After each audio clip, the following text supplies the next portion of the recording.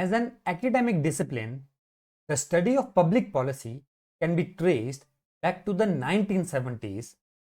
Now, during this period, it is also known as the final stage of the evolution of public administration. Now, when we talk about the evolution of public policies, now there are many historical documents that has helped to shape our modern approach on how we look at the policies. Now, the Magna Carta of 1215 stands as one of the most prominent and long-lasting piece of the public policy. Now, this Magna Carta is also known as the Charter of Liberties or the Charter of Rights. Now, this charter was agreed by King John of England.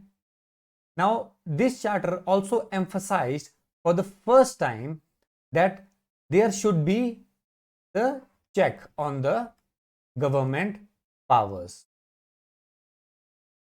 Now, when we talk about the evolution, now it can be divided into three periods, that is ancient period, medieval period and the modern period. Now, when we talk about the ancient period, the study of political system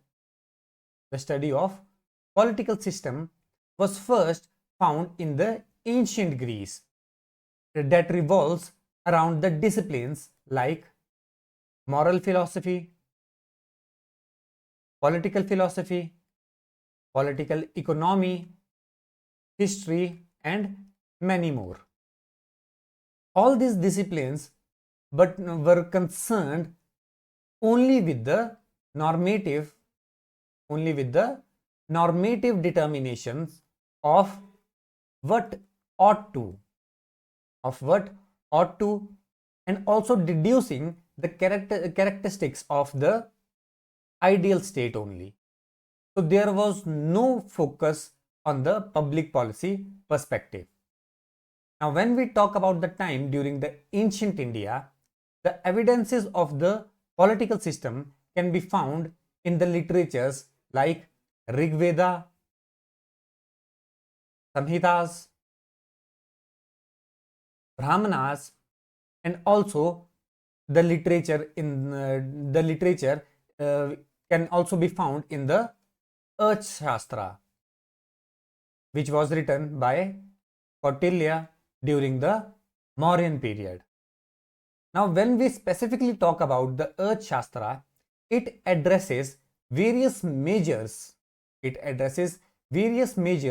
to improve the governance as well as the how to improve the political system during that period.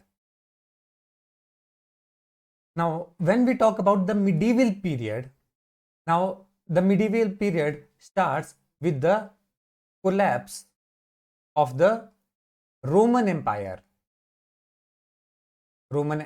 in the 5th century. Now, during this period, the study of politics was widespread. Now, some of the prominent thinkers during that period, like the Saint Augustine and Thomas Aquinas, now they have at that period they redefined the differences between the politics and also between the politics and the religion. Now, another thinker that is the Niccolo Machiavelli, now he has established the direct empirical observations with regard to the political states. Now, during that period, the Aristotle political analysis was also popular in the Islamic states as well as in the Middle East states. But as we can see that the policy perspective was still absent in the medieval period. Now, when we talk about the modern period, while talking about the evolution of public policy, now the public policy of the 20th century, that is during the pre and the post World War I, was marked primarily by the expansion of the government, by the expansion of the bureaucracy and the services that are provided to the people. Now, when we talk about the efforts of Woodrow Wilson, who is also considered as the father of public administration, now Woodrow Wilson has brought together America as well as the Western Europe now together as an alliance, and was instrumental in creating the League of Nations. Now this League of Nations is the first international policy organization designed to mediate the international disputes.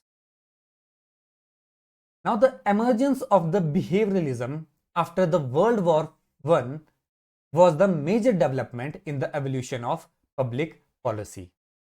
Now, instead of using the